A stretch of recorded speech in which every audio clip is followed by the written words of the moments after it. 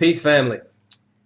What up with y'all? I'm in Dallas right now, in the streets, on my book tour, on another book tour, giving the knowledge out to my people.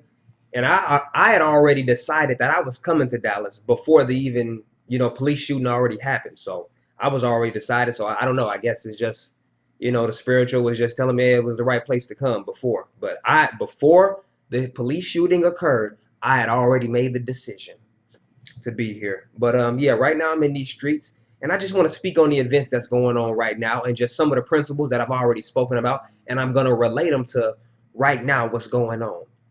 First, I want to let you guys look. You got to really look at certain things because, say for instance, the holiday that just passed, Independence Day.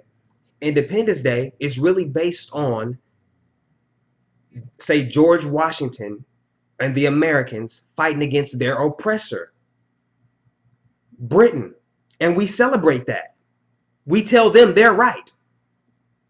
You get it? But when an African fights back, it's wrong. But every time a European fights back against his oppressor, he's right. But soon as an African tries to fight back, why is that? So we got to start questioning our mindset. Are our thoughts our own thoughts? Because it doesn't even make sense, the shit we thinking about. You feel me?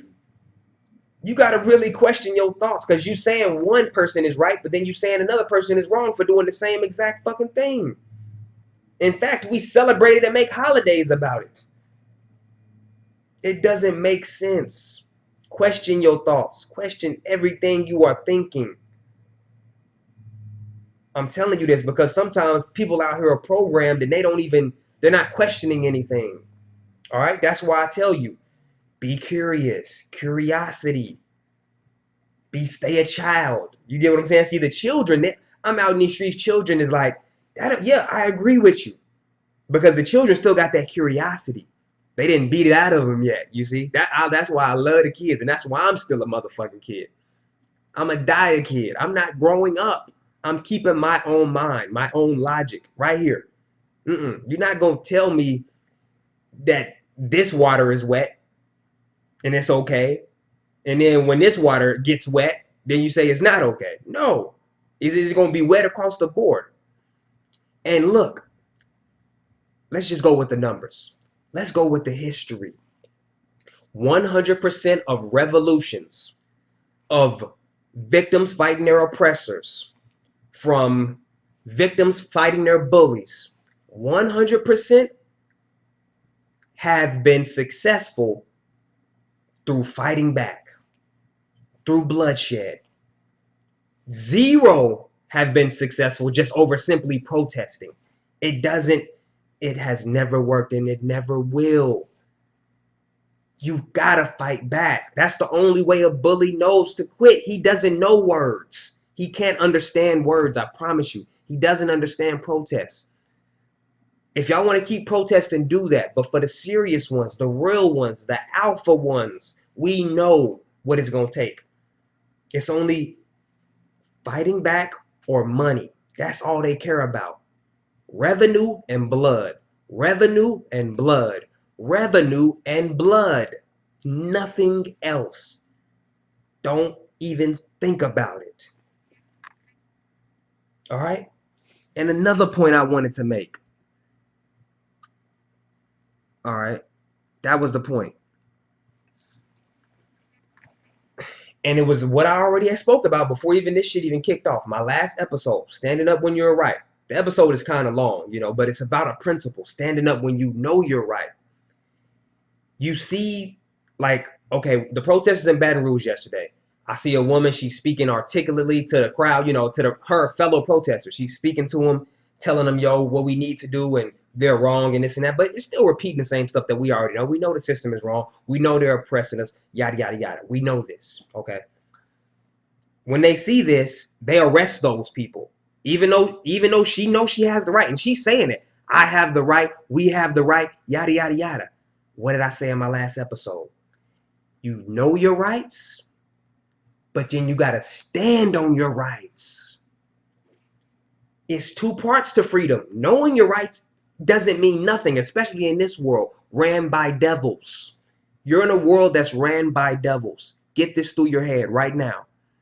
Devils run this. They don't understand your words. It doesn't click in them. It doesn't get through to them. Blood, revenue. That's the only thing that gets to. And this is a history. 100%. I'm almost at a loss of words because I hope you're getting what I'm trying to say to you.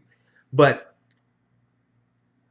her knowing the rights is not going to stop anything. You got to stand on your rights. You see, that's what separates me from the 7 billion. And that's why I'm so powerful, because I stand on my rights. And if you go back to my episode, I give you an example of when I stood on my rights. If I'm peaceful protesting and they come up, that's why I don't go to protest, because I know I speak well, I'm articulate, I can motivate, I can inspire. And those are the ones they arrest. So I know they would try to arrest me, and I know I would die right there, because you're not going to kidnap me. I know my rights, but I stand on my rights. That's what separates me. That's why they're so afraid of me. They're like, no, because that's the key. If what I got in me, the courage, the tenacity, the bravery, if that spreads, then it's all over. Because that's what the revolution is once it gets to the point where people stand on their rights. It's not knowing your rights. Knowing your rights is nothing to a bully. It's nothing to a demon. It's nothing to a devil. You got to stand on your rights, just like George Washington did, just like all the other white rebels that they say. You know what I mean? And we celebrate and salute. That's what Nat Turner did. That's what Malcolm did. You got to stand, man. You got to sacrifice. And men, this is all for you. I don't even want to see women at rallies and all that. It's embarrassing. I feel embarrassed by seeing that. Let me tell you and I want to leave you because I don't want to make this video extra long, but let me tell you our mindset in Africa. One of the elders was telling me our mindset before the Europeans even arrived, right? Before they was, still in the mountains and stuff. Our mindset was this. When we would battle with outside, entities that would come in, say the Asians or whatever, Middle Easterns would come in, this was the mindset. When the men would go out to fight the enemy, you wouldn't come. The woman would tell her man, if you come back here defeated, I'm killing you.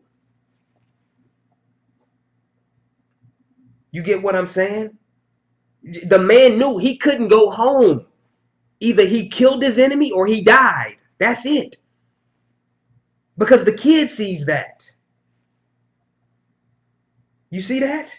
If the kid sees that shit, well, damn, my daddy came home and he got his ass whooped. And he just a bitch. What you think the kid gonna grow up?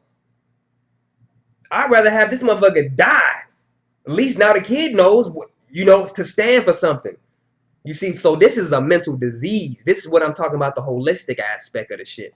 Y'all taking on mental diseases. This shit is deeper than you can even imagine. Some shit that you didn't seen, so you take it on.